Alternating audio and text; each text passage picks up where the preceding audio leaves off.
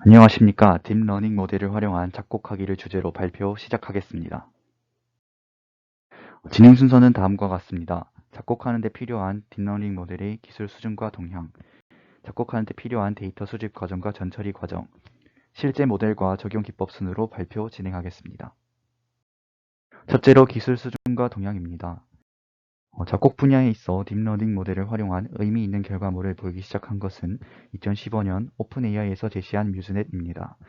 RNN 모델을 활용하여 다음 음을 예측하는 데 있어 뛰어난 성능을 보였습니다.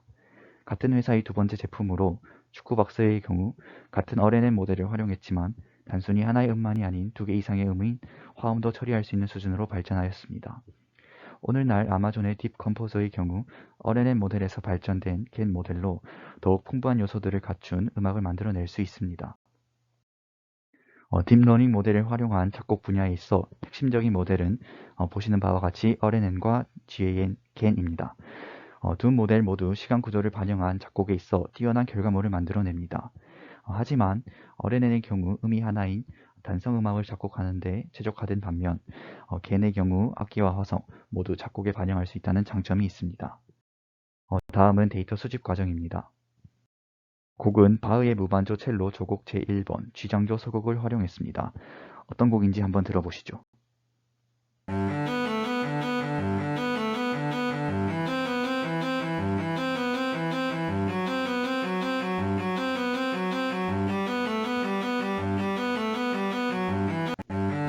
클래식에 관심이 있으시다면 한 번쯤 들어보셨을 겁니다.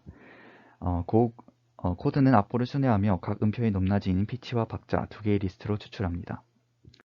모델 훈련을 위한 데이터셋을 만들기 위해 피치와 박자를 정수값으로 변환하고 데이터 수집 과정 및 전처리 과정을 종료합니다. 다음은 활용한 모델과 적용 기법입니다.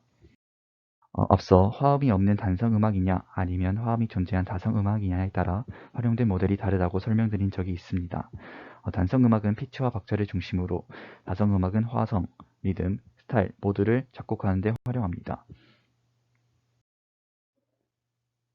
단성음악을 작곡하는 RNN 모델의 경우 기존 텍스트 번역 모델인 시퀀스 투 시퀀스 방법을 보완한 어테션 메커니즘을 활용합니다. 기존 모델은 긴 문장의 번역에 있어 앞의 내용이 희석될 문제가 존재합니다.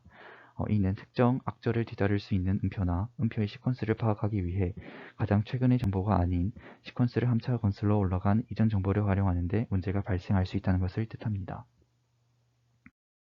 어텐션 메커니즘은 마지막 은닉 상태만 가중치로 활용하지 않고 이전 은닉 상태와 현재의 은닉 상태 모두를 활용하여 문제를 해결했습니다. 따라서 결과를 예측하는 데 있어 보다 연관성이 높은 문맥적 의미를 포함할 수 있습니다. 이전 데이터셋과 새롭게 정의된 기법을 활용하여 바흐의 서곡을 작곡한 결과입니다. 생성 초기 단계에서는 키가 아직 확실하지 않아 다음 음표를 선택하는 방법에 있어 불확실성이 높았습니다. 하지만 음악이 진행되면서 모델은 키를 확정하고 어떤 음표는 거의 등장하지 않습니다. 다음은 어텐션 메커니즘의 동작을 시각화한 것입니다. 수평축은 생성된 음표의 시퀀스입니다. 붉은색일수록 시퀀스에서 이 지점에 해당하는 응릭 상태에 부여된 어텐션이 큰 것을 뜻합니다. 그 결과물을 한번 들어보시죠.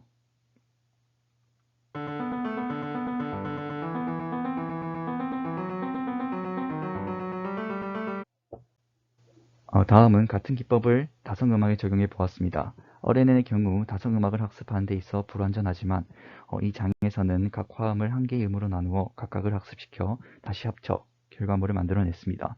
예측 결과는 왼쪽에 보시는 것과 같습니다. 활용한 데이터셋인 베토벤 바이러스 원곡을 한번 들어보겠습니다.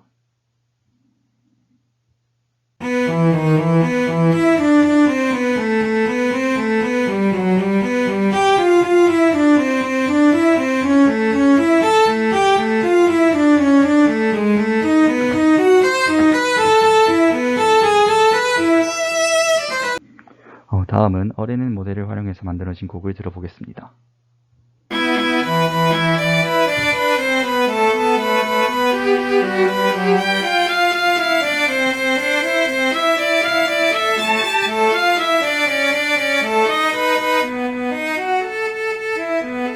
다음은 딥러닝 모델을 활용한 작곡하기의 가장 최신 기술 수준으로 겐에 대해서 알아보겠습니다.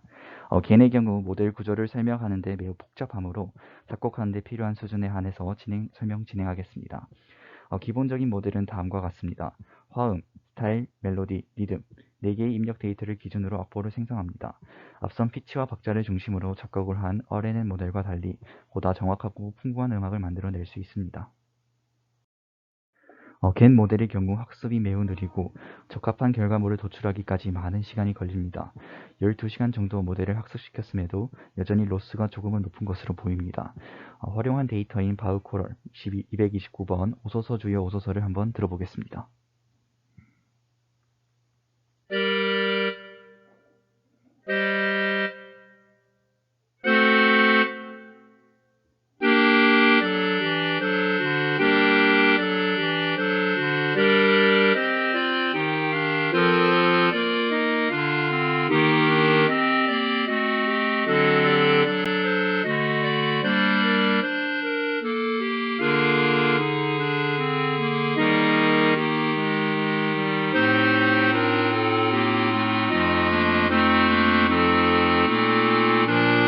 마지막으로 겐으로 생성된 악보를 비교하며 들어보겠습니다.